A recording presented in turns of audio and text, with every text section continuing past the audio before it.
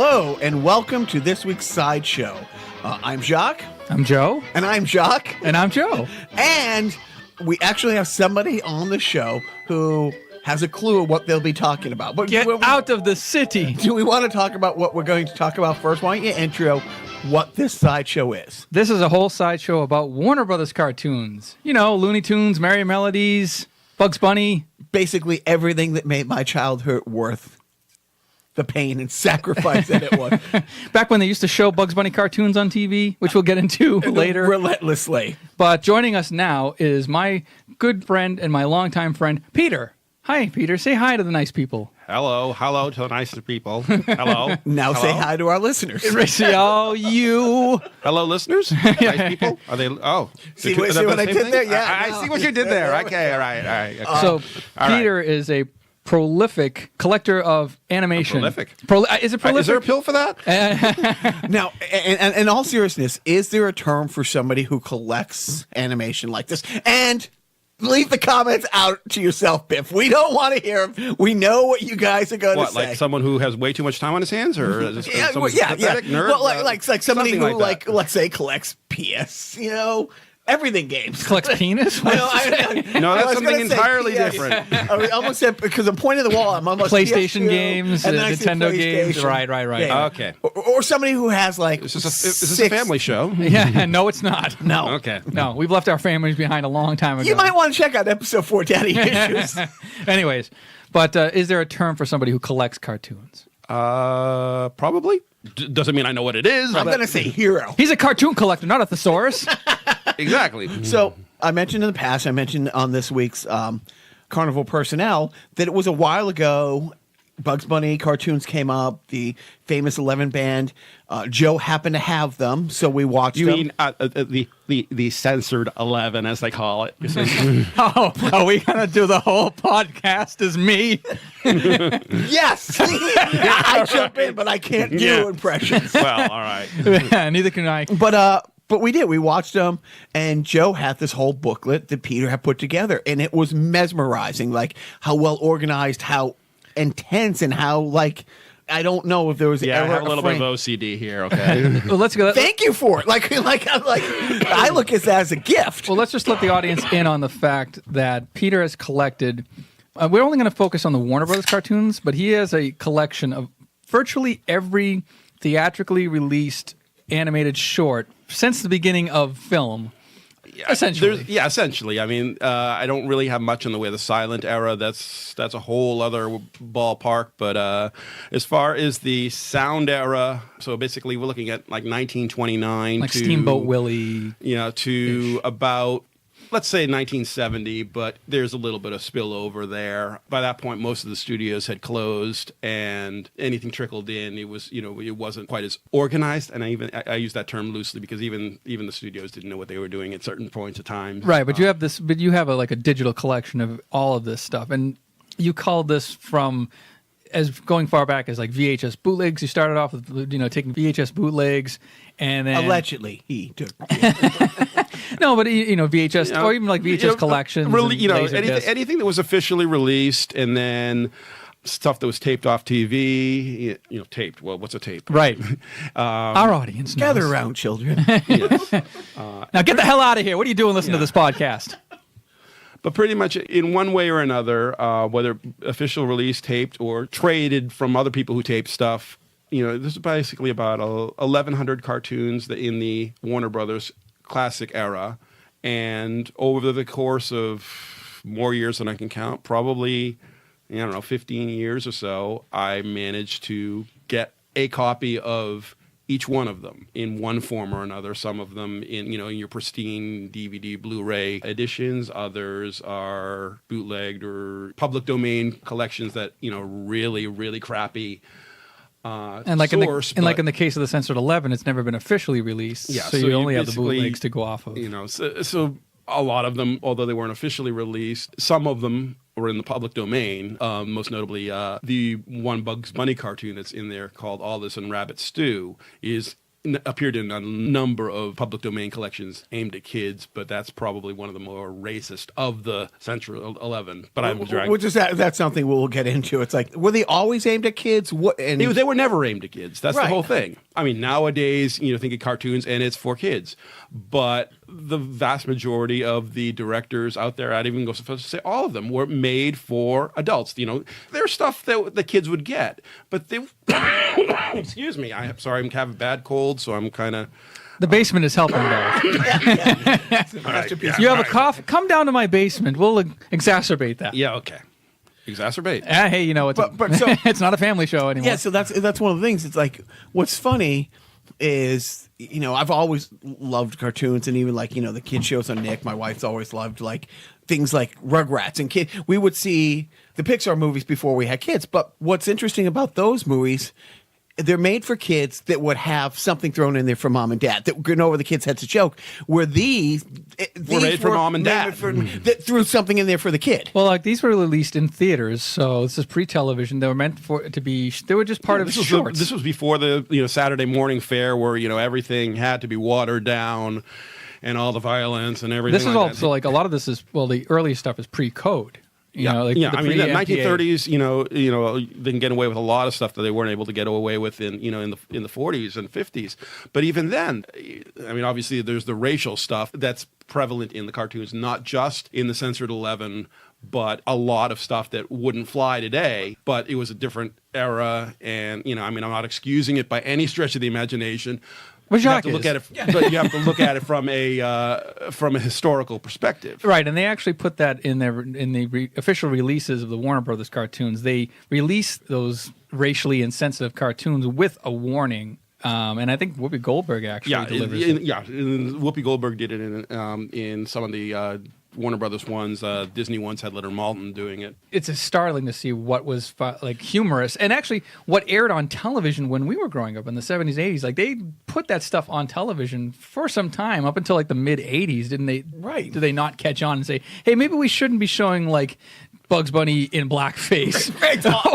on a constant basis. And then later, like the Native American stuff, and then The World War II stuff. Oh, God, yeah. All the Japanese. We're probably getting ahead of ourselves, but even in the 1970s and 80s, when Saturday morning cartoons, there was a lot of the Bugs Bunny, Warner Brothers cartoons we watch every Saturday.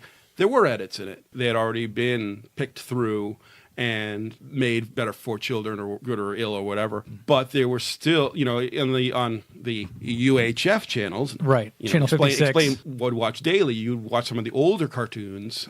The content of the cartoons pretty much was intact. They would lop off the opening credits on a lot of the stuff to get more cartoons in a half hour. But the non-network, non-Saturday morning stuff tended to be a bit more intact. Now, let's go back to the beginning, because we did jump around. When did you realize that this is a passion?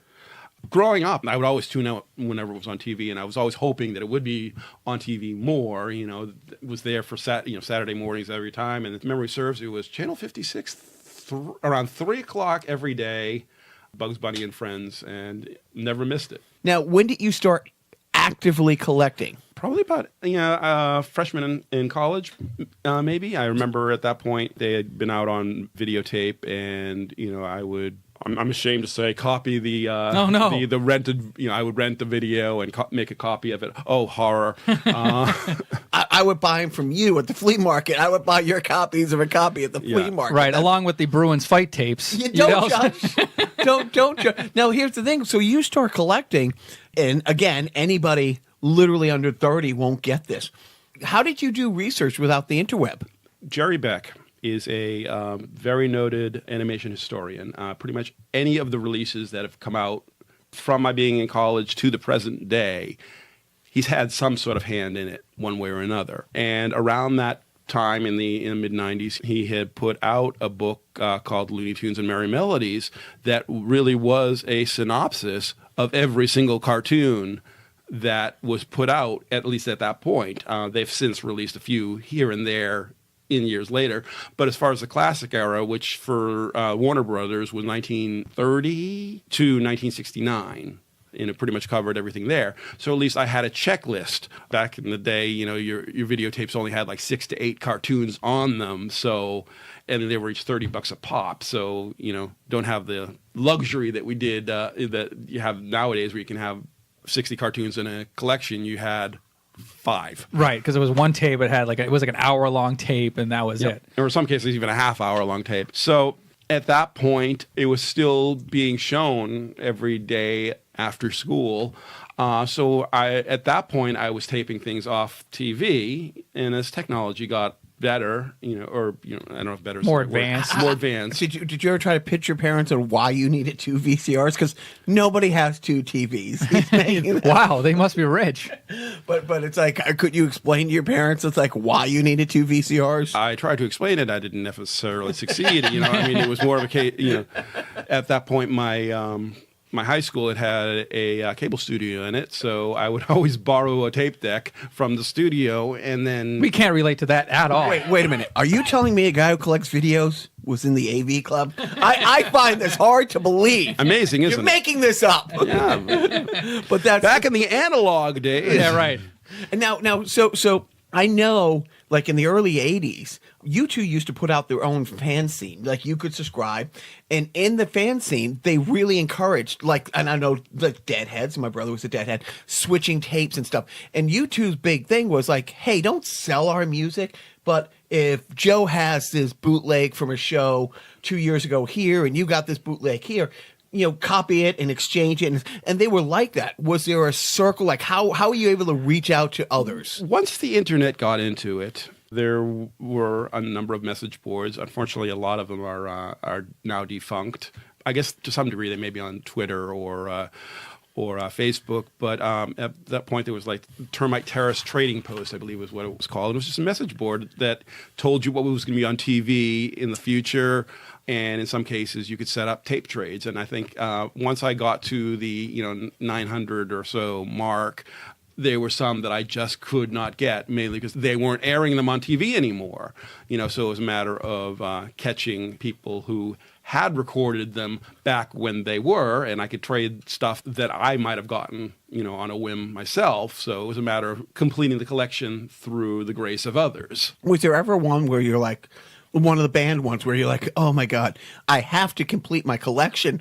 On the other hand, I don't want to put out there, hey, does anybody have the really racist stuff? Because I really need that. Well, the funny thing about it is, the more racy stuff, the Censored 11, there were bootleg collections of them. So those weren't the hardest for me to get.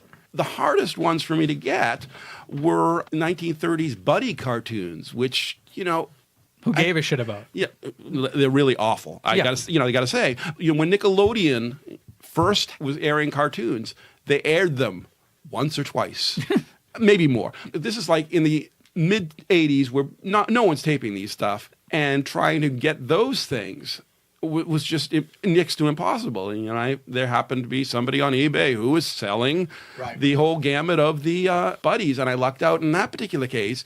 Later, on DVD, they did release some buddy cartoons, so I was able to improve what I had.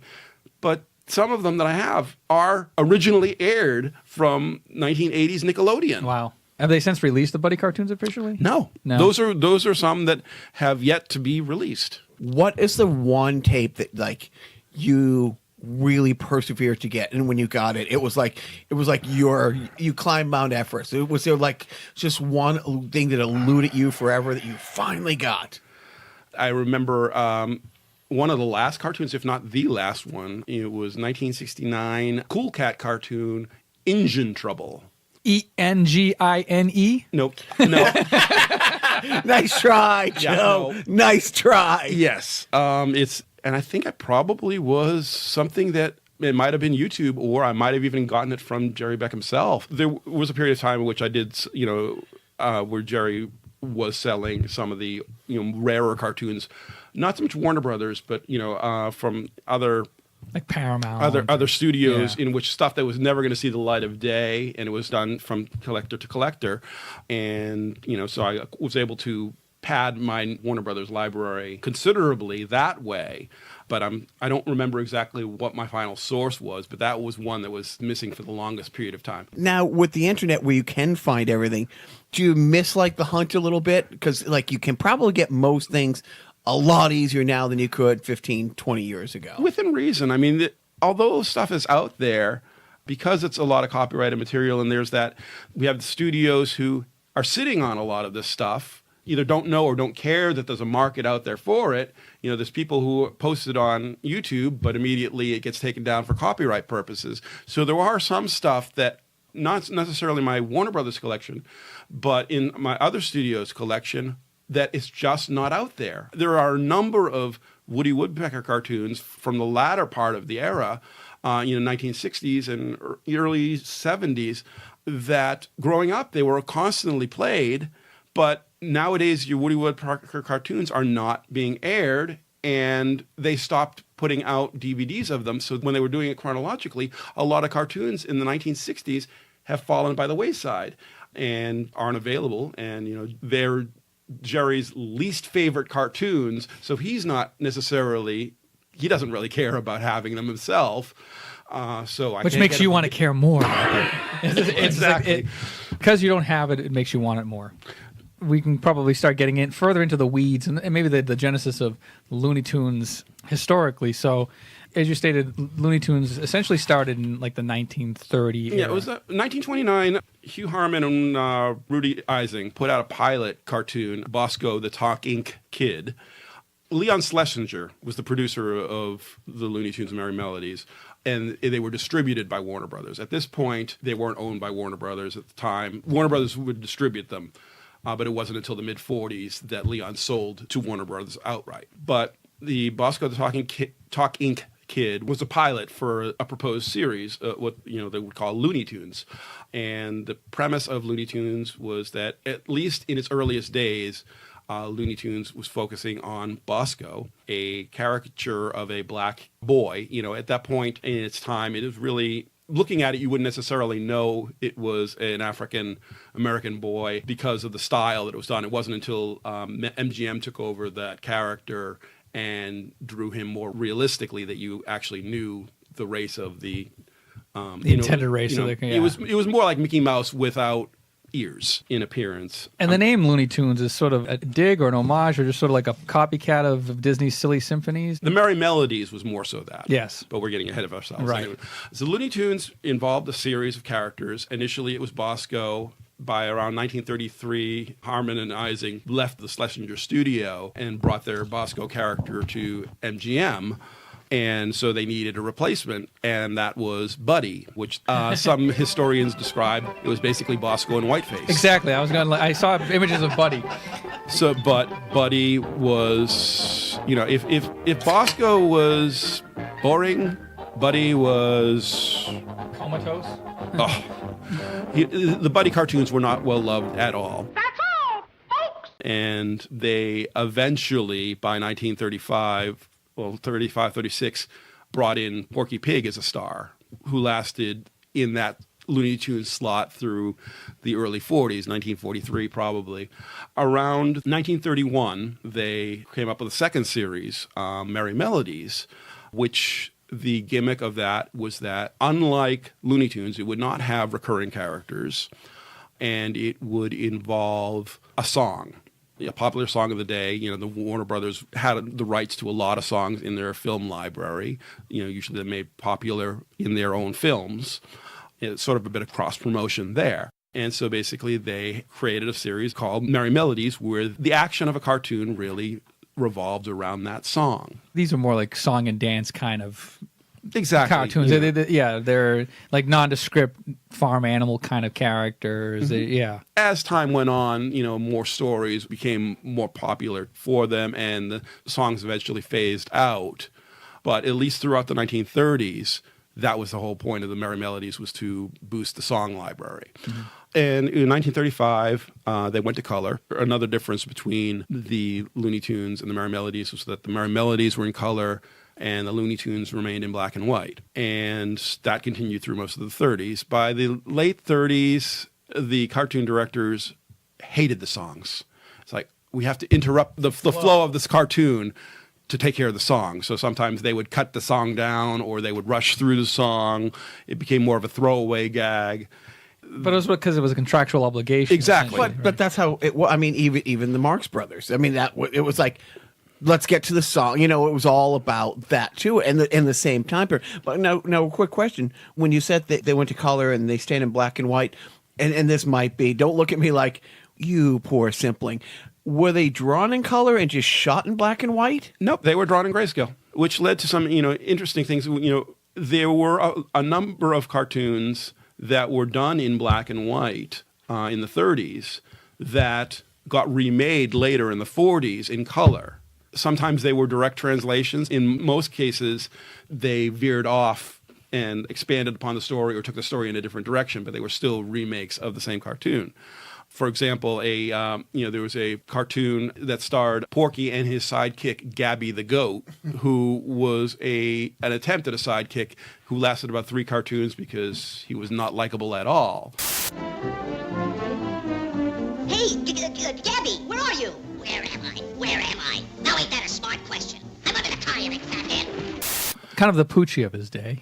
Or his agent, like, upset everybody, and they just fired him off the set. Couldn't remember his line. Showed up drunk. We don't. You weren't there, right? So by the time this cartoon was made in the 40s, the sidekick was Daffy Duck, and it became a much more funnier cartoon. A much funnier cartoon, yeah. Or at least a funnier interplay between the two of them. And as far as color as well, in 1943, 2/3 of the Looney Tunes went to color. Or actually, it was even earlier than that. But eventually, by mid-World War II, all the cartoons were in color. And at that point, the Merrie Melodies song had been phased out. With the advent of Bugs Bunny was appearing in both Merrie Melodies and Looney Tunes. So we had regular characters appearing in the Merrie Melodies, no songs in the Merrie Melodies. Looney Tunes are now in color. There really wasn't that much of a difference between Looney Tunes and Merrie Melodies going forward at that point. Now getting into the more recognizable characters of Porky Pig, Bugs Bunny, Daffy Duck, all voiced by Mel Blanc. Mostly voiced by Daffy. Mostly, right. Now, with Bosco, was Mel Blanc involved at that point? Mel didn't join the studio until probably mid-30s, mid to late 30s. His first appearance was in a Porky Pig cartoon doing the voice of a drunk bull. Oh. When Porky's first few appearances, I believe it was Joe Dougherty, he stuttered in real life. Oh, wow. So you can imagine the amount of film they went through recording his voice. Right. And just from a cost perspective, as much as they liked him, they couldn't keep using him. We're losing light. Right, exactly. We're running out of film.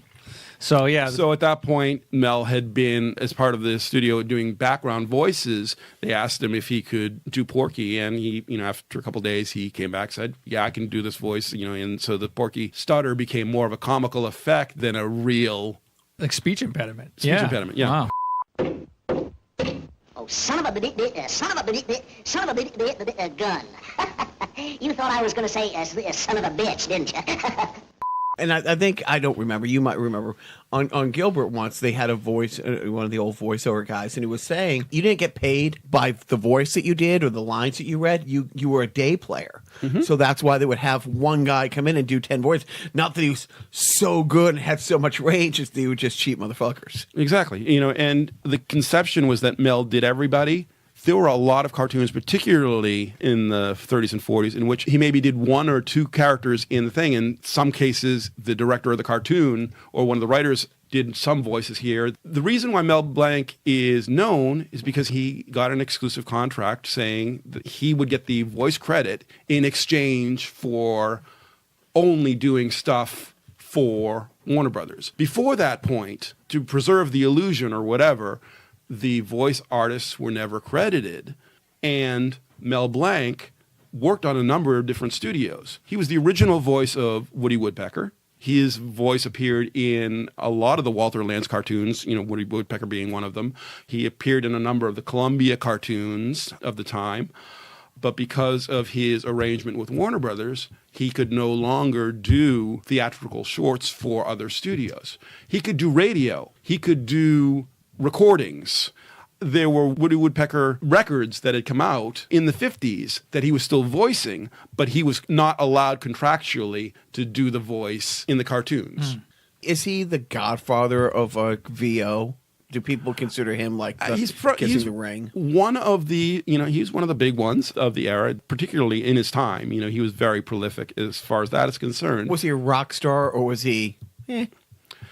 I mean, did people like when he went to premieres because these aired in movie theaters? Did they have big premieres like they would, like Gone with the Wind? And it was more tacked on to the movie, so there wasn't a Bugs Bunny premiere like there would be a Gone with the Wind premiere. It's almost like when you're watching YouTube now and like you have a channel and it's like, oh, it's a new video, and we're like, oh, it's a new Bugs Bunny cartoon. Yeah, I mean, there would be newsreels, there would be travel logs, there would be a cartoon, there would be the main feature. So it was all part of the same package. As far as recognizability is concerned, it probably wouldn't have hit Mel Blanc until like the era of television, when that stuff would just get rerun and rerun and rerun, and then people would start to see the names at home like every day, like, oh, Mel Blanc, Mel Blanc, Mel Blanc. I mean, to a degree, but Mel was also a regular on the Jack Benny radio program.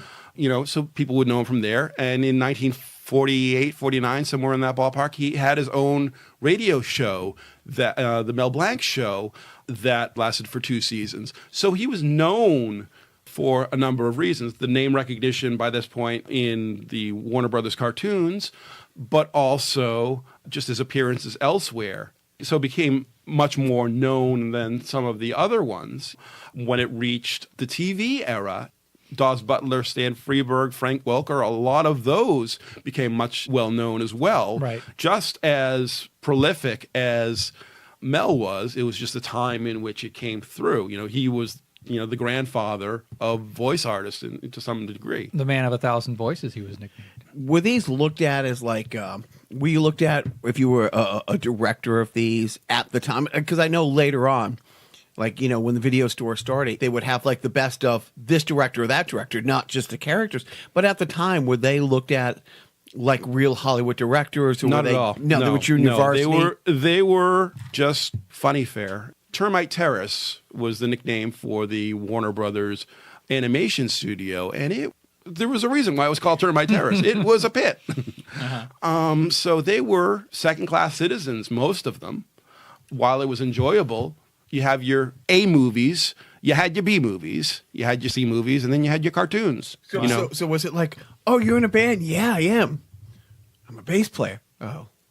So you're kind of in a band, but not. You're right. You're not going to get laid, but you're in a band. Yeah, everybody loved the cartoons, but they didn't have the respect that your feature films would have. And the irony is they've outlived most of it. Like, here we are talking about it where, 90% of the movies, from that era have disappeared unless you're... Now, I made a note for myself. The World War II ones, did the government pay for any of those propaganda ones? To some degree. Less, I was going to say less so with Warner Brothers, but Private SNAFU comes to mind. Once, World War II hit, Disney Studio did a lot of propaganda films. Walt did a lot of propaganda films before World War II hit. But that's another matter entirely. Just for the other side. On many sides. But fine animators on many sides. The armed forces got together with primarily the Warner Brothers, the Schlesinger studio, Warner Brothers, but also a couple of the other studios as time went on. But initially, the Private SNAFU cartoons, which basically focused on character, Private SNAFU, SNAFU standing for Situation Normal, All Fucked Up. Fouled up is what they said. But basically they were, as much as the standard fare of cartoons were intended for adults, these really were. A lot of cheesecake shots involved, a lot of more adult humor. Obviously we're dealing with World War II and the war and everything like that. But they were, in effect, training films for the soldiers. Don't go spreading rumors, look out for booby traps, watch out for malaria, that type of, lessons. And of course, SNAFU is the soldier who completely always fucked up.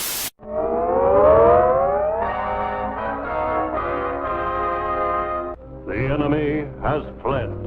A abandoning the area. As our forces move up, they must exercise great care.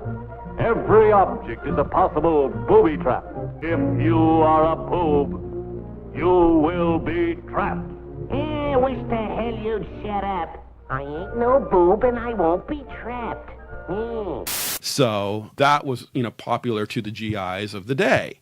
And as time went on, I believe either they wanted to cut the budgets or Leon wanted more money for them or whatever, and they eventually, SNAFU-like cartoons were popping up from other studios. I know the Walter Land studio did at least one or two of them. For probably a third of the price, so yeah. Probably. So those were your standard ones, or that was the biggest war effort. But those are the commissioned ones. Those are the commissioned ones. Yeah. But in your everyday cartoon library, you're dealing with the average public. You're going to deal with a lot of topical humor. Mm-hmm. I mean, the cartoons are coming out pretty much at least 24 cartoons a year. I think in the late 30s, they were probably 36 a year, but, they were a little leaner in the war years and a little even more leaner, in the 50s and beyond. So you're dealing with cartoons that you're going to see Nazis and Asian stereotypes, specifically at that point. Japanese, and German. Don't forget the Germans. Mm-hmm. Oh, yeah, the Nazis. And of course, but it was really the Japanese. At that point, they were our enemies in World War II. So two titles that come to mind regarding the Japanese were Tokyo Jokio, yeah. And Bugs Bunny Nips the Nips. Mm-hmm. Hello, Biff. Which Biff is listed like one of my best friends. He's Japanese, and he's listed in my phone as Biff the Nip to this day because I'm a bad person and a worse friend. But particularly Tokyo Jokio, but both of the cartoons, they just watching them today it's awful. It's awful. I mean, it's hard. And that's for me. I know. In the 1990s, they released a collection, The Golden Age of Looney Tunes, that on VHS was 10 volumes. At that point, they were on Laserdisc as well. Do you have those, Joe? Joe I has wish. a Laserdisc player right over there. I think you probably still have a Laserdisc player yourself. I don't, but I was. But at that point, I had borrowed one and was able to get the Golden Age of Looney Tunes on Laserdisc. They released 5 volumes of that, so which pretty much they released their entire pre-1948 library. But anyway, in one of the volumes, in the volume 1 of the Golden Age of Looney Tunes, was the Best of Bugs, and Bugs Bunny Nips the Nips was included in that one, and there was a lot of fallout from audiences that were, what the F is this? Yeah, exactly. What is this doing on a collection that's not bannered as, it'd be one thing if there were a disclaimer, but it was not. Right, it was just thrown in with all the other classic cartoons. Hey, kids, let's throw in Dad's old favorite cartoons when he was a kid. Right. So I believe they pulled that particular volume from distribution. I think they re-released it with a substitute cartoon. Either that or they just never re-released it at all. It got out there. And that was the tamer of the two. Tokyo Jokio, which was a 1942-43 Norma Cabe cartoon. And it was basically, a travelogue cartoon that lampooned the Japanese with a lot of unfunny, even in its day, unfunny jokes. Just vile, hate-filled kind of propaganda to, Well, like you said, it's like they didn't do that to the Germans. Even in our cartoons and our propaganda stuff. I mean, they were the bad guy, but we didn't dehumanize them like we did. I mean, we didn't round up German people in the country. It was really okay to go that extra mile to show how much different they were. The Germans never attacked U.S. soil. See? The Germans invaded Pearl Harbor. According to... Was it over? When the Germans invaded Anyways, Pearl Harbor? But the Japanese became the big enemy. Yes, there were a number of cartoons dealing with the Nazis. Even Bugs and Daffy got into the act themselves. Oh, yeah. I remember they would fly over to... Hair meets hair. Do you want to talk about the blue ribbon stuff real quick? The blue ribbons was a cost-saving measure. At some point in the, around 1948, they realized, well, they've got this back stock of cartoons.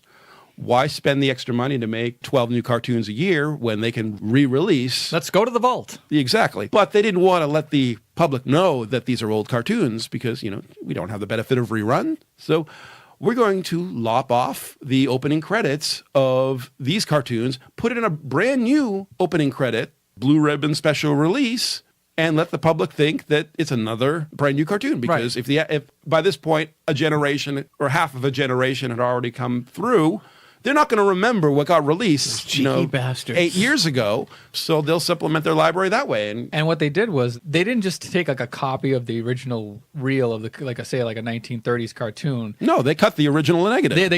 They literally cut out the old title card from the original negative and then plaster on their little blue ribbon, greatest hits, basically.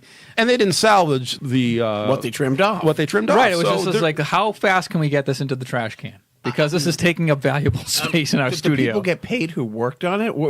This is pre-union. There's no residuals. So it was a matter get paid of, a day rate, right? And then that was it. It's just a matter of, okay, before, when you're doing 36 cartoons a year, now we only need you for 24. Maybe you'll get a raise from what you were paying before, so you're doing less output. Yeah, and so that's heartbreaking. Yeah, and so those original title cards are just lost to history. And by that point, the quality of the animation went downhill as well because, before you had your lavishly painted backdrops, now you've got some indications of a backdrop. But what was interesting, I was talking to you earlier about how the animation process was back in the older Warner Brothers studio days. I asked Peter, well, what did they do with the original cells? You know that they weren't backstocking them. They washed them off. They literally took a Windex to the cell, the plastic cell, and just said, well, we did that. Well, plastic was in high demand, particularly in the war years. Yeah. And this is a cartoon. It's never going to see the light of day again. We got it on film. That's it. So not Warner Brothers, but there were some studios that destroyed their films, after the fact. Yeah, no, so, isn't like the early Carson stuff because they just taped over. They wiped them. Yeah, like there's early game shows where they were wiped. Yeah, it's just heartbreaking. The material that they were on was more important than what was on them. Right. In the late 80s, early 90s, Warner Brothers Studio store, or even your Disney store, these limited edition animation stills from particular cartoons, they're recreations. They're not the original ones. Right. Don't tell my wife that. She has a bunch of So she now also has a deed to a bridge in New York that I have tried to convince her. Oh, which one? Because I have. Never mind. Did Bugs sell that one? So I guess we're getting now into the golden age of Looney Tunes history, which is essentially what 1944 to the mid 60s. So 20 years. I mean, I would say the golden age is probably your late 30s through 1948. Okay. At which point, becomes the Silver Age. In 1948, in addition to starting the Blue Ribbon cartoons, television was coming out. Starting to become a big thing. So they would sell the backlog to TV, and that's whether your afternoon shows or your Saturday morning cartoons started to come in. They figured, okay, they're not going to need it for the theater anymore. We can't make any more money on this, so we're going to sell you our back library. But then we're also getting into the quality of the animation became top-notch. I mean, everything was sort of top-notch to begin with, but then as technology progressed and as other techniques progressed, there became more works of art and less throwaway cartoons. Mm-hmm. Yeah, I mean, I'd still maintain that the highest quality of the cartoons would be the 1940s. Mm-hmm. By the 1950s, the quality of the cartoons started to go downhill. By the time you hit the 60s, they're awful.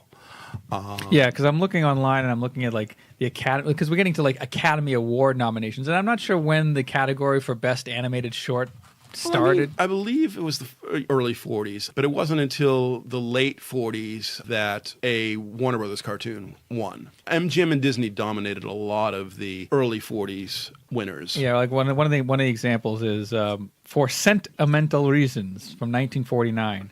Pepe Le Pew. Pepe Le Pew cartoon directed by Chuck Jones. And I guess maybe talk a little bit about the directors. Chuck Jones. Tex Avery, who later went on to more fame with MGM, but he started with Warner Brothers. Primarily, going through the 30s, Friz Freleng, Chuck Jones, and Tex Avery were the big directors of the period. Bob Clampett as well. Friz Freleng, actually, Chuck Jones at the time really wasn't. I'm lying here. Uh-huh. Aren't we all, though? Yeah. Yeah.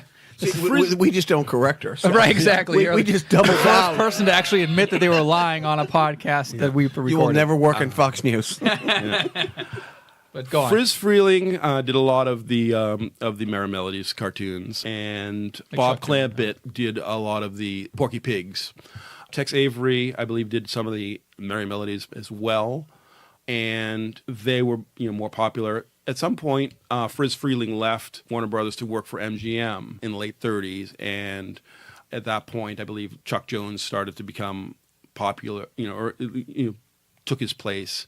I may be jumbling my history a little bit here, but those were the big directors. There was also, Frank Tashlin, and to the beginning of the 40s, there was Norm McCabe as well. Tex Avery was fired or quit, depending on whose version of the story you want to hear, after an argument that he had with Leon Schlesinger about the end of a cartoon. Heckling Hare, a Bugs Bunny cartoon. Like a physical fight or just sort of an argument? Or basically, a heated argument. The end of the cartoon involved Bugs and a dim-witted dog falling for probably a minute of screen time. And at the end, stopping just before they hit the ground and say, "Fooled you, didn't we?" The original ending of that, they were supposed to go fall down off another cliff. So here we go again. Right. And as legend has it, Tex and Leon got an argument about how many cliffs were actually going to be falling. Leon excised the original ending from it, and as a result of that, Tex wanted 2 cliffs. Yeah, exactly. Or at least that's the way the story goes. There are some versions of the story in which he was already out the door by this point, and that was just the final nail in the coffin. Yeah. But Tex went to MGM at that point and made a lot of hilariously done cartoons. Really, and, he really shone at that point. And as the 40s went on, Chuck Jones became much more prolific. Early in the 30s, Chuck was really trying to imitate Disney a lot, and not necessarily doing it very well. He dealt with a lot of slow pacing of cartoons, and sitting through an early Chuck Jones cartoon was monotonous at best. It's kind of like our early episodes. Kind of like our later episodes, actually. Do you... okay, I'm guessing Chuck Jones isn't your favorite director. Oh, don't get me wrong. I love some of his later stuff. I mean, The Grinch. He directed The Grinch. I mean, that's not Warner Brothers. But even even by 1940, some of his Porky and Daffy cartoons are hilarious. But do a marathon of his 1930s Sniffles cartoons, and you'll want to kill yourself. That'll be the last image I see as I'm swinging from a rafter. If only get a hold of them, Joe. If only there were a way. But I mean, there's so much to get into, and Do you have a favorite director? Somebody whose worst cartoon is better than most people's best cartoon. I would have to say that Tex Avery. But again, that's more so his MGM work than his... I mean, I like his Warner Brothers work as well, but as far as throughout his whole career, I probably would have to say, I would have to say Tex Avery. His entire body of work. Yeah, his body of work. Frank Tashlin, who didn't do a whole lot, there were some of his cartoons that I find funnier than some Tex Avery cartoons. Frank Tashlin did a few early Porkies, and I can't stand them. But there was, one cartoon that he did. There was a Daffy and Porky cartoon that he did that I'm on the floor every time I'm watching it. Is it the one where they are in the night of the hotel? The hotel, yeah. I forget what it's called, but it's just like a long night of Porky trying to get to sleep and Daffy just doing everything he can. No, this involved Porky and Daffy in Porky Pig's Feet, spelled F-E-A-T. Uh-huh. It involved Porky and Daffy being in a hotel, and they're not allowed to check out until they pay, and they don't have any money to pay. So trying to escape from the hotel, and the series of gags involving them and the concierge who won't let them out, which actually culminates in the very first appearance of Bugs Bunny, the first time Porky and Daffy meet Bugs Bunny. Now, was there a previous bunny character that was... There were a couple of pre-Bugs bunnies. There were a couple of just rabbits. Chuck Jones's Presto Changeo was one where there was a rabbit as a bit. Mm-hmm. It really wasn't that much in the way of bugs per se. And then there were a couple of cartoons that were done by Ben Hardaway, I believe from Cal Dalton, that had some bunnies that looked like a proto-bugs, but it wasn't until Tex Avery's 1941 A Wild Hare, in which the personality of Bugs, not necessarily the final voice, he wasn't quite as nasal as he became. He had sort of like he talked like this. More of that, Yeah. As a matter of fact, his second appearance, which was a Chuck Jones Bugs cartoon, his voice was even deeper before they actually realized the direction in which to go. While Wild Hare was the official debut of Bugs Bunny, he had appeared in a couple earlier ones as a proto-Bugs. I always joke about like the range of Daffy Duck. What a great actor.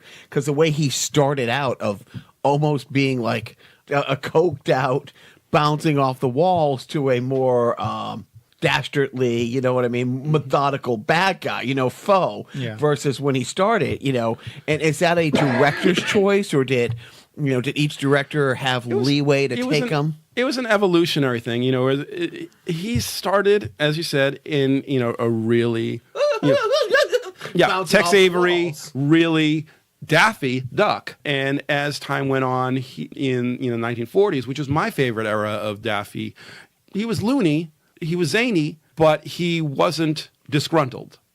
Yeah. When did he go from to you're despicable? 1950s is, Chuck Jones' Hunters trilogy that involved Daffy, Bugs, and Elmer Fudd. Is it Duck, Rabbit, Duck? Duck season, wabbit season. Duck And season, Rabbit Fire Rabbit being- season, Yeah. Duck season, Wabbit whole- season, Wabbit season. That was Duck the, season, fire. that was the start of the bitchy Daffy. He was always getting the short end of the stick. Exactly. He was playing like second banana to Bugs at that point. And then as time went on in 1960s, when they paired him with Speedy Gonzales, he had no more redeeming qualities. The Frank Burns era of Daffy Duck. But I liked Daffy when he was intelligent but not bitchy. Yes. And that's 40s, late 1940s, yeah. What about Bugs? What's your favorite Bugs? Again, I'll probably go with the 40s. Post-war 40s or just Post-war 40s, in which he was more of a stinker. well, more of just, he didn't take guff from other people, but he wasn't necessarily going out to be An a-hole. he's more reactionary, Right, like than calculating. There would be some sort of like construction going on around his hole or his something. home is being invaded, Yeah. so he's gonna, of course, you standing realize his this ground. means war, Right. as opposed to actively seeking someone to Going heckle. to be who was your favorite Porky Pig? Porky Pig was the best. I keep going to the 40s, but even the 50s, when he paired off with Daffy, when the flip-flop happened where Porky was no longer the star and he was now the sidekick. Were they parroting the Buddy movies at the time? Were they trying to correlate the Bing Crosby, Bob Hope kind of things, or were I think they predated that whole point. I mean, Porky went with, tried to have a couple of different sidekicks. As a matter of fact, Porky started out as the sidekick. There was Porky and Beans, where Beans the cat, a very short-lived character, was the lead and Porky was the sidekick. But Porky became popular enough that he was the star, but he wasn't an interesting star. See, this is like finding out that Itchy and Scratchy had careers before the Itchy and Scratchy show. It's the same thing. It's the same thing on the Disney cartoons, where you really try watching a marathon of Mickey Mouse cartoons. No. No. Is that rhetorical? Where there's nothing wrong with the character himself. It's just that he alone, by himself, without anyone to play off, he's bland. He's the straight man. There's no humor to him. And Porky had that same problem. There were a number earlier, mid-Porky cartoons in which, because he contractually had to be in there, he would appear at the beginning or at the end, everything was going on around him. So when they finally said, okay, Daffy's the star and Porky's the sidekick, that's when it became a lot more interesting. There was a couple hunting cartoons with Porky being the hunter and Daffy basically doing the Bugs motif and Porky taking the Elmer motif. Their dynamic really worked together, where Porky was the stooge. How early on did Porky Pig get the role of saying "That's all, folks" at the end of the Toons cartoons? I'd say probably when Like early 30s. When Mel Blanc started to take over the role of Porky Pig, all Looney Tunes ended with the "That's all, folks" bit. Around 1943, when Bugs would appear in the Looney Tunes cartoons, there were a few of them in which they ended, and that's the end. But primarily, That's All Folks was reserved for the Looney Tunes, and it wasn't until, well, actually, now that I think about it, the Merrie Melodies did end with, a script of That's All Folks. Right, with nobody delivering the line. Exactly. Well, actually, in the earliest points, there were various characters from that particular cartoon that would say, "That's all, folks."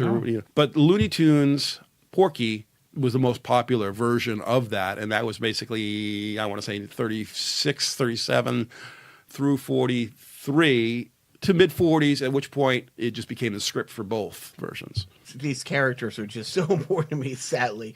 Elmer Fudd. He doesn't seem to ever have an arc. He seems like he was always Elmer Fudd. For the most part, Elmer started out as a character called Egghead, who sometimes you consider him a separate character, but he was sort of like that proto-Bugs. He was a proto-Elmer that eventually, the look of Egghead continued, but he was called Elmer Fudd. But and he had a red nose. A red nose in some cartoons. He was a much geekier looking character. Almost like a derpy W.C. Fields. To a degree, I guess. But again, 1941's Wild Hare was where the character of Elmer Fudd got cemented. And, he was consistent through most of that classic era. Arthur Q. Bryan, who voiced him through most of his tenure, particularly from pre-1941, once the character was named Elmer, he was voicing him.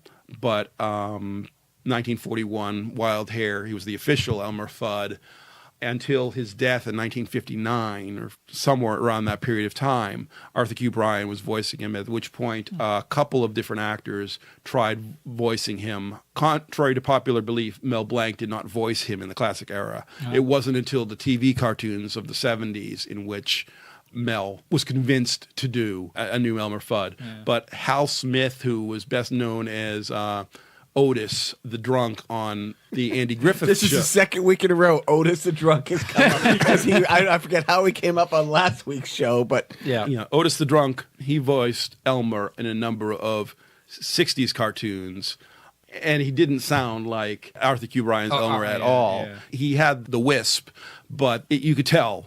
Even as a kid, I remember saying Elmer sounds different. it's like one of my favorite, and we were just talking about it beforehand. I've always loved Foghorn Leghorn. Like that, the evolution of that character. It's like such a departure. There's nothing. He was intended as a one-shot character. When was he introduced? Henry Hawk was originally the star of that Barnyard series, and I'm a chicken hawk. And You're a chicken. And it was, I believe, the cartoon was. One of the first ones was the Foghorn Leghorn, but I don't believe that was the name of the Crowing Pains. That was the Crowing Pains was the first appearance of Foghorn Leghorn, and the gimmick was Henry was just going to meet a really loudmouth rooster.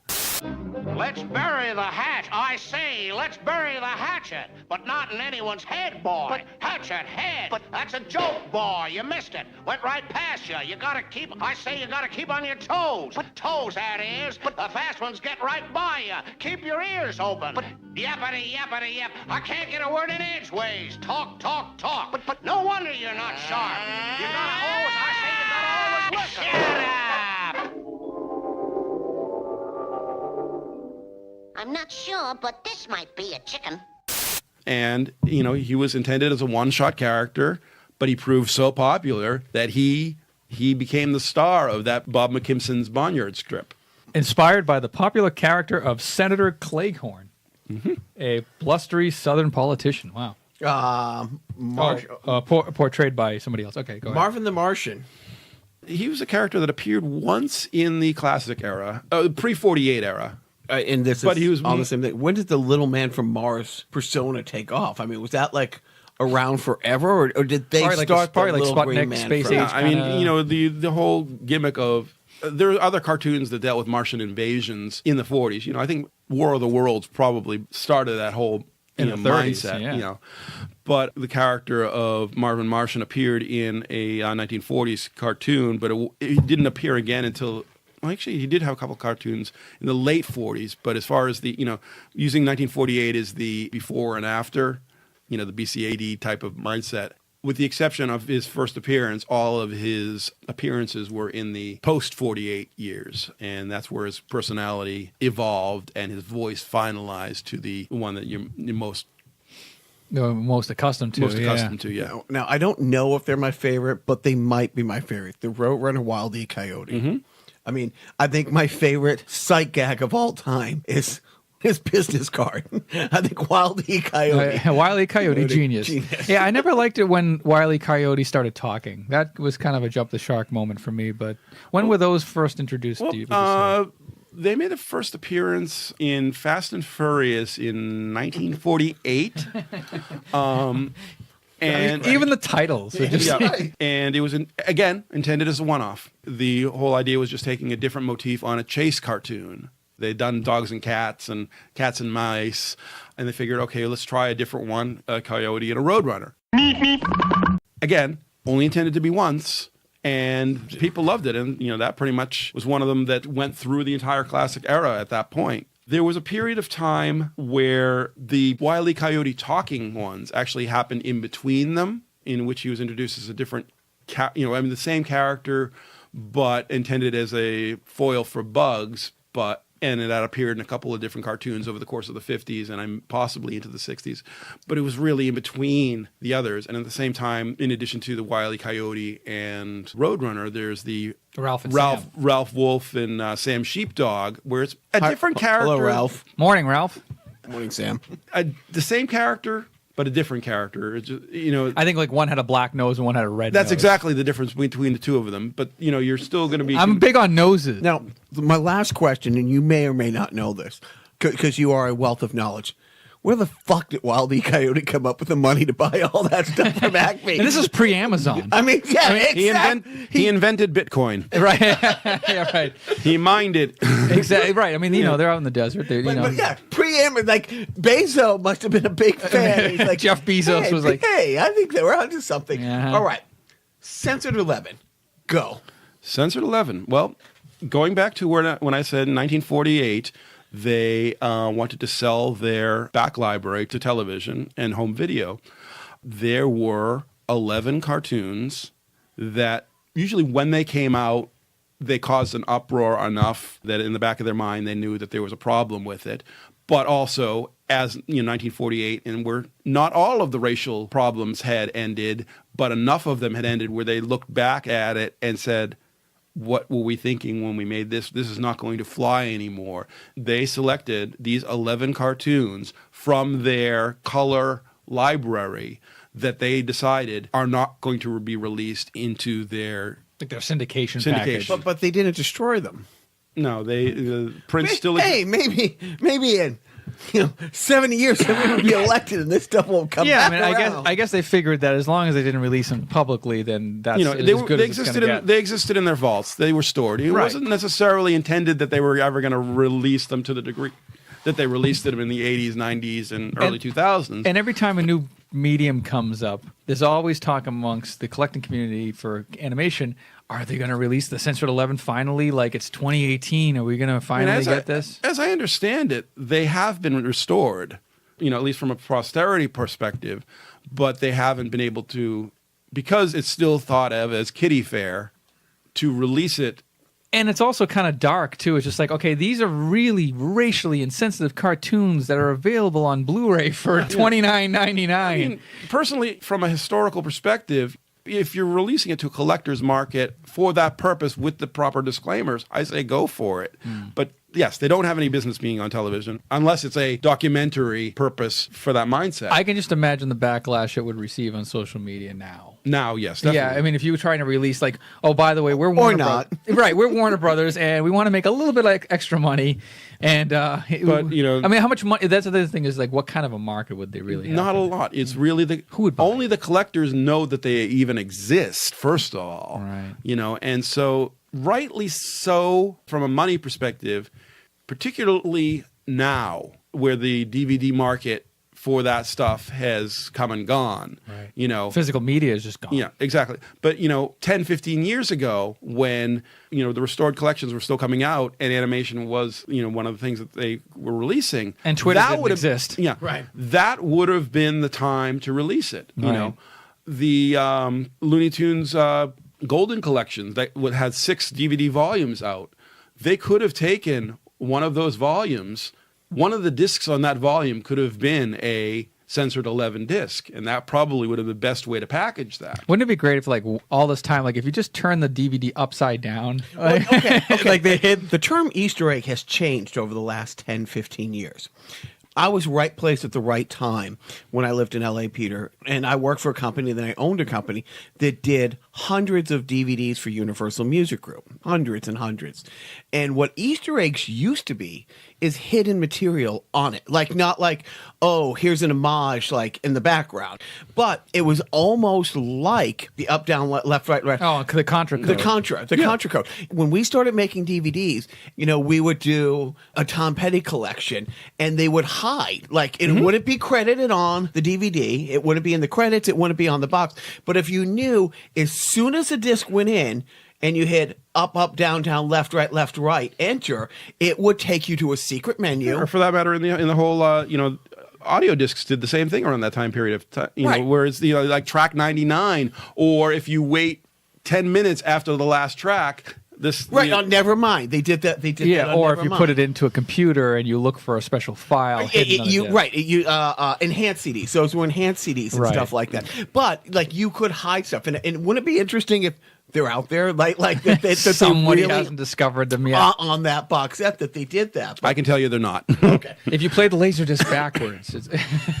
I will not kill my neighbor. But I mean, look, quickly, I guess, Shut do up, dog. you want to talk about the Censored 11 list real quick? I can just run Yeah, down please, them. please. So go to- here's the awful wait. titles. Wait, hold on. Can you name them? Not as well as Joe can with the list in front of me. Okay. All right. I mean, for the sake of brevity. I could he can mention it, and I'll know which ones they are. So just in chronological order. Hitting the trail of Hallelujah Land. Hitting the Trail for Hallelujah Land. Sunday Go to Meetin' Time. Clean Pastures. Uncle Tom's Bungalow. Wow. Jungle Jitters. The Isle of Pingo Pongo. And All This and Rabbit Stew, which were both Tex Avery cartoons. And now All This in Rabbit Stew was the Bugs Bunny cartoon of the Wait. Censored 11. Is that the one where the two guys are on the raft? And No, that's Waikiki Rabbit. That's actually a good Okay. one. Okay. But then you have Coal Black and the Seven Dwarfs. Coal Black and the Seven Dwarfs. And the Seven Dwarfs. Wow. which, was... It's actually a good cartoon. In and of itself, I mean, it was a Bob Clampett cartoon. It was stylistically done as a very well done cartoon. They even had African American voice actors and singers playing the roles. So it was in a kind of a backhanded way. In a backhanded way, there was a bit of respect to them, but the stereotypical caricatures do not translate well today. Right. It was sort of like this weird side. It was a parody. It was a parody of Disney's Snow White and the Seven Dwarfs, but it was also a wartime cartoon.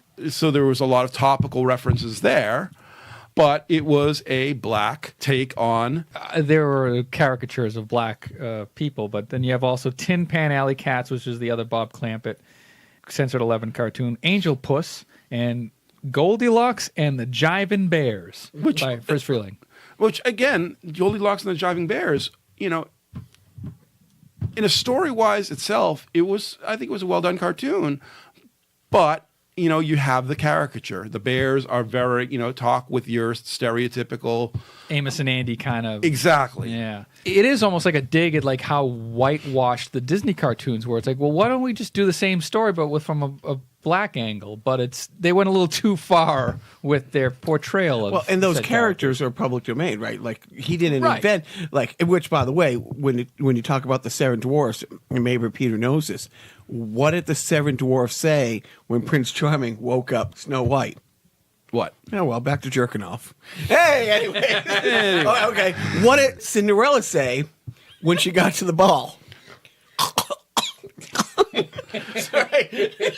And on that The note, censored 13 that we're getting to. Okay. So, and is it wrong? Do you have a favorite Censored 11? Oh, please. Is it one that you're like, I've been you know, saying it Coal was Black. done really good? I think Coal Black and the Seven I would Dwarfs. have to say Coal Black in and of itself is probably, if you can remove yourself from the racial humor, which I realize is a difficult thing to do, of the 11, I'd probably say that was probably the best made cartoon. It's kind of like saying there are funny episodes of The Cosby Show. You have to remove certain things from... Tex Avery's All This and Rabbit Stew, as a Bugs Bunny cartoon, in and of itself, I think it was humorous and typical of its era of cartoons. But the Hunter, rather than an Elmer Fudd, you were dealing with a Steppenfetchit caricature, a very lazy, dim-witted, slow... Portuguese. Wait, no. Am I Jacques? You beat me to it. Hunter, who speaks in your stereotypical drawl, if you take that same storyline and substitute Elmer, it would still play today. Yeah. As a matter of fact, there's one joke that involved Bugs leading the Hunter through a hollow log, which, was put out over a cliff and constantly spinning the log. That same gag was reanimated later in an Elmer Fudd cartoon. It worked fine, but watching it in hindsight, the racial parts of it are unfunny, very, very offensive, but the storyline itself, once you remove that element from it, could be shown today. Do you have a favorite cartoon? Like, you can watch one cartoon the rest of this year. What is it? Like you can't watch a cartoon to Christmas, and you can open it up on Christmas and watch it. What is it? One that I particularly in my 20s I loved to death, and I still do. I don't know if I necessarily call it my favorite, but it's the one that jumps to mind when you ask the question. It was a 1940-something Chuck Jones Merrie melody called The Dover Boys at Pimento University, or The Rivals of Roquefort Hall. It was a parody of the 1890s gay melodrama. Gay meaning happy, not gay meaning gay of this day and age. But it was one of the first cartoons that utilized what they called smear animation, in which, to help speed up the action in some fast moments, the way that they drew the characters, it was like smeared across the screen. If you freeze frame it, it's really surreal. And that came out in that particular cartoon, and it was a technique that was utilized throughout the history of the Warner Brothers cartoons from that point on. But just some of the humor, some of the jokes, some of the asides that happen in that cartoon, I was on the floor inconsolable laughing the first time I had ever seen that cartoon. And I had never seen it as a kid. I had seen it for the first time. I was probably 19 years old, and I was laughing my ass off at the hilarity of it. And that's a deep, deep, deep cut. We're talking the deepest of cuts. I mean, it's like... Yeah, I mean, look at that title card. I don't even remember the title card. It's like a doily laced. It almost looks like the font is from like the Music Man kind of thing. But there's one bit of it. It's really not. The joke itself is not necessarily funny out of context, but we were introduced to the villain, Dan Backslide, who, is in a bar and notices the heroes hiding out in the bar, because they're playing hide and seek for whatever reason.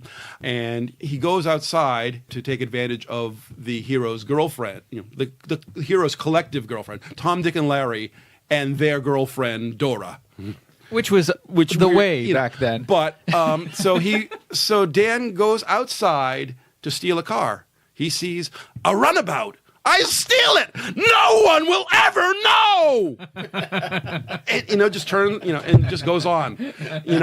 Okay, Jacques, what would be your Desert Island Warner Brothers cartoon? It's If you say Dover Boys, I'm going to kick you. No, in the nuts. no, it's or is it your? I have no idea where she hit them. But seriously, honestly, I think it's like Wabbit season, duck season, Wabbit season, duck season, fire. My favorite, I think, would be Waikiki Rabbit, because it's just like it's such a lean. I said that. Right.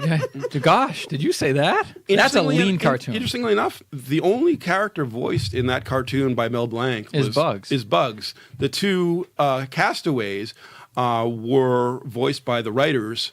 And those are the caricatures of the writers. Right, so like the writers of the episodes wrote themselves in as the castaways. That's great. And they voiced their own voices. Mike Maltese and Ted Pierce, I think. A ship. Right. A ship. We're saved.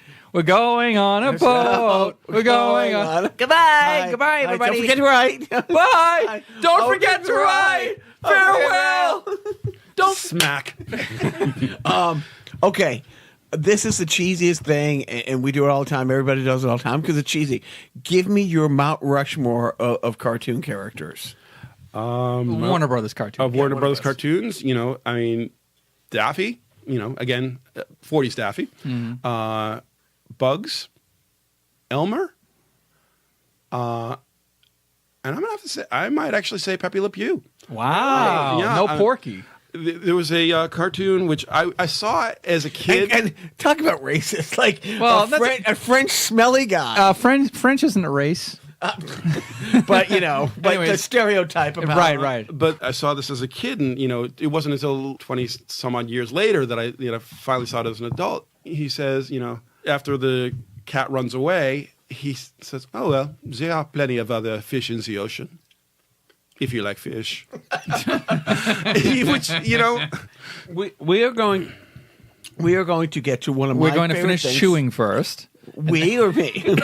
The collective we, the royal we. The royal we. We are going to, and by we I mean you two, do a little self-indulged theater. But I have one last question before we move on to self-indulgent theater, which I always love. How often was Bugs Bunny in drag? And at one point did somebody say, "Bugs, it's okay"? I'm not judging, but it seemed a lot. I mean, that's vaudeville. The whole pantomime humor of dressing up in drag and fooling somebody. I mean, Uncle Milty pioneered that. Oh right? God, yeah. Yeah. I mean, but yeah, that goes right back to vaudeville. Just that humor of we're going to take this stooge that's going to be completely fooled and enamored by always by worked. this obvious character in drag. And by the way, not just a character in drag, a fucking rabbit. Like it's like a human being lusting after a female rabbit. Wrong on several levels. Not like whatever. Have you seen Jessica Rabbit? I have. Come on. So now I guess it's the time where usually it's myself or Jacques and I would do this, but since Peter is here and he has a knack for doing voices and Yeah, unfortunately, my voice, as you could probably tell, my voice is a little raspy at this point in time. So I'm going to try, and maybe we can fix it in post. we are going to fix it in post. So it's not going to sound. You're going to be like, "Wow, I didn't know he could get up that high." He can't. So yeah, I can do Muppet voices much better than I can do Looney Tunes characters, but that's a different matter altogether. So what we're going to do is a scene from probably one of Jacques' favorite cartoons. I think it's called, what was it? Is it Hunting? Oh, This was Rabbit Hunting? Or Rabbit Seasoning, I believe. Rabbit Seasoning. I'll be doing the voices of Bugs and Elmer. And he's not. Jacques isn't to do. I don't do voices very well. Like Joe does great voices. I do a voice. I do Bernie Sanders. Everything else is just a variation of Bernie Sanders. Gil Burton is not a variation of, Don Knotts, and that's the other one. Don Knotts. Right. And of course, our favorite, Paul Lynn. But who doesn't do a Paul Everybody does Paul Lynn, you say here. All right. That's a good that's Paul a Lynn. great Paul Yes. Lynn. So, Yeah, well, my favorite Paul Lynn joke as an aside here, it was on Hollywood Squares. I'll take Paul Lynn for the block. Paul. Yes. In Alice in Wonderland, who ran around shouting, "I'm late, I'm late"? Alice. And her mother's sick about it.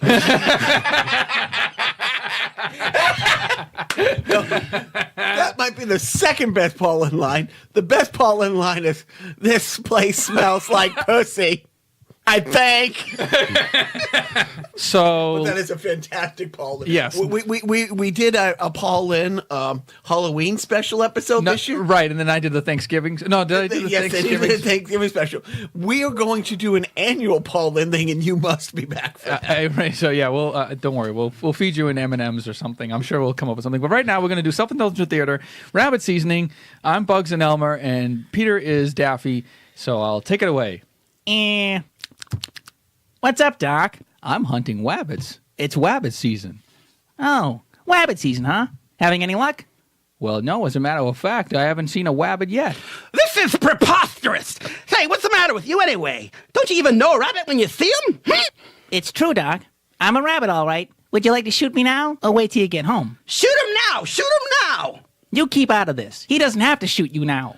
He does so have to shoot me now! I demand that you shoot me now! Let's run through that again. Okay. Would you like to shoot me now, or wait till we get home? Shoot him now! Shoot him now! You keep out of this. He doesn't have to shoot you now. Ha! That's it! Hold it right there! Pronoun trouble! It's not he doesn't have to shoot you now. It's he doesn't have to shoot me now. Well, I say he does have to shoot me now. So shoot me now. Yes? No, you don't. Not again. Sorry. This time we'll try it from the other end. Look, you're a hunter, right? White. And this is rabbit season, right? White. And if he was a rabbit, what would you do? Yeah, you're so smart. If I was a rabbit, what would you do? Well, I'd... Not again. Literally, that makes me so. And I didn't know what I was saying earlier that that's my favorite thing that you guys have prepped this. Peter, how do people follow you on the interwebs? Well, I'm half of a puppetry team. My partner Patrick and I do a number of different YouTube videos. Patrick's channel called Zingcat, which is Xing cat. It's cat crossing, basically. C-A-T. So you can look for that channel there, and we do a number of different videos. And they're kind of like Henson-esque type of... Yeah, they're definitely modeled after the Jim Henson style of puppets. We have some puppets that we started the channel with a few off-the-rack puppets, and we've started to venture into our own custom-built characters. The stars of your channel are... George the Self-Esteem Cat, Cat. and Dog, and Sullivan Spaniel, who follows trends on YouTube and wants to become YouTube famous, but fails miserably in each case. Again, something Jacques can, I'm sure, relate to. That I can relate. Yeah. Right, and So, then yeah. you have 40, Guilty as charged. you have 4,300 subscribers, so not too shabby. I mean, it's and it's good material. Yeah. We have 3 subscribers. We have 4, and then we went down to 3. Okay, that's what happened. Is that the same? Yes. Okay. But so I'm not Don't good at explain math to Jacques.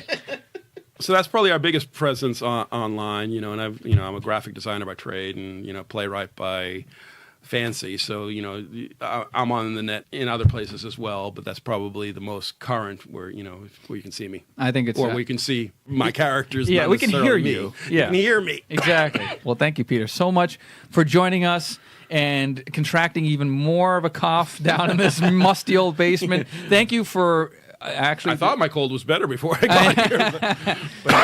He opened the window with influenza. But no, seriously, thank you for being here for part 1 of the cartoon breakdown. We would absolutely, because we share a love of the Muppets. And as soon as I walked in, you guys started doing like the 2 greatest Muppets of all time, which I think were modeled after us. But you were -1 when the Muppet Show went on, so it's kind of hard for them to have modeled. No, they did not model Statler and Waldorf after us. But I don't know how long this went. It flew by. It's absolutely great to have somebody with so much passion and knowledge on something that Joe and I love very much. Like I said, we will have you back for the Muppets if you will come back and literally Twist my arm. Yeah, no. Not so hard. We love when people come here because we're so fucking sick of each other. Right? Oh my God! I mean, Please. it is so good to have like somebody who knows what they're talking about when they're talking about this shit. But literally, we can't say thank you enough. You're welcome. And thank you for actually gifting me your curation of animation. I mean, when I'm bound to a bed and can't move anything except my remote control finger, I'll have lots of... And all the Blue Bloods you've watched. Right, I've watched every NCIS that ever existed. I'll have the cartoon collection. 5,500 cartoons or something like that. Oh my God. I mean, it boggles the mind. Well, you got 2 TVs, so you can play your left to right scroller games on this one while constantly playing a steady stream. But I can save some time by skipping the buddy cartoons. That I've learned. You can skip the Columbia cartoons too. So thanks again, Peter, and once again, Jacques. Don't forget. And that's the end.